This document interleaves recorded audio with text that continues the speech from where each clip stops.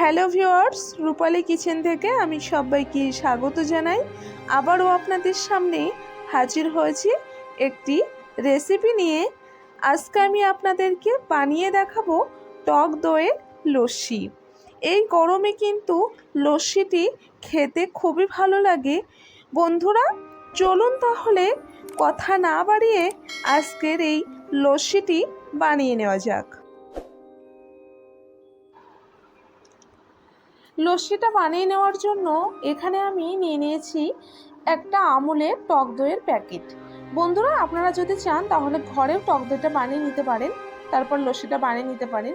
তো বন্ধুরা, একই সঙ্গে আমি নিয়ে নিয়েছি চিনিটা আমি হাফ কাপ নিয়েছি, এটা আমি পরিমাণ মতো ব্যবহার করব। আর সঙ্গে নিয়ে নিয়েছি 6 থেকে 7 পিস আইস। লস্যি বানাতে গেলে কিন্তু আইসটা অবশ্যই নেবেন, তাতে করে কিন্তু খেতে বেশ ভালো লাগে। আর এখানে একটা মিক্সি জার নিয়ে নিয়েছি, আর তার মধ্যে আমি নিয়ে নিচ্ছি টক দই। টক দইটা আমি এই প্যাকেটের হাফ টক দই আমি ব্যবহার করব। এতে করে কিন্তু আমার এখানে 3 গ্লাস লস্যি বানিয়ে নেওয়া খুব ভালোভাবে হয়ে যাবে। তো বন্ধুরা, এবার আমি এর মধ্যে অ্যাড করে দিচ্ছি চিনিটা অবশ্যই স্বাদ মতন দিয়ে দেবেন, কিন্তু চিনিটা যদি একটু কম হয়ে যায় তাহলে কিন্তু লস্যিটা খেতে ভালো লাগে না, তার জন্য সেটা স্বাদ মতন অবশ্যই দেবেন।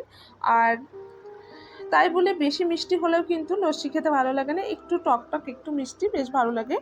আর বন্ধুরা, এর মধ্যে দিয়ে দিচ্ছি আইস আমি এখানে 3-4 পিস আইস ব্যবহার করেছি, আর বাকিটা আমি পরে ডেকোরেশনের সময় ওটা ব্যবহার করব।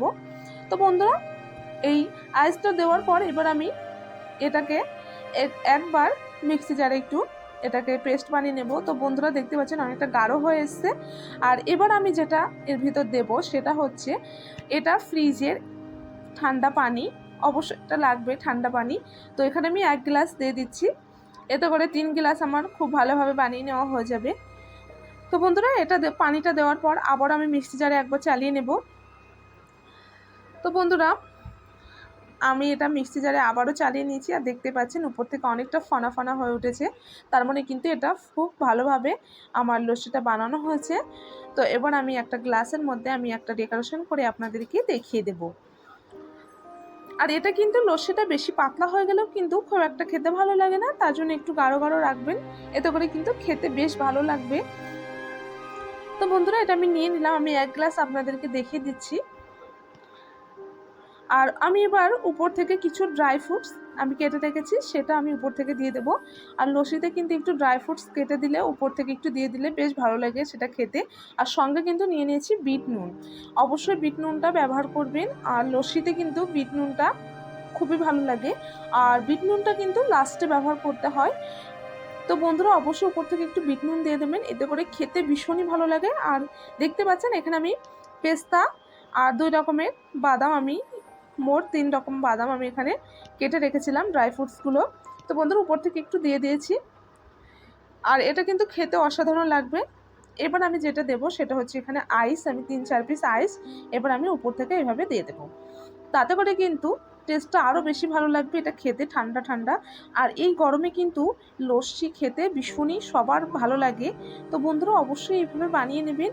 আর এটা কিন্তু খুব কম সময়ের মধ্যেই ঝটপট লস্যিটা বানিয়ে নেওয়া হয়ে যায়। যদি সঙ্গে থাকে টক দই তাহলে কিন্তু বন্ধুরা এটা ঘরেই কিন্তু এইভাবে বানিয়ে নেওয়া যায়। আপনারা যদি চান মিক্সি জারে যদি না বানাতে চান তাহলে কিন্তু এটা কাঠের যেটা পাওয়া যায় লস্যি বানানো সেটাতে বানিয়ে নিতে পারেন।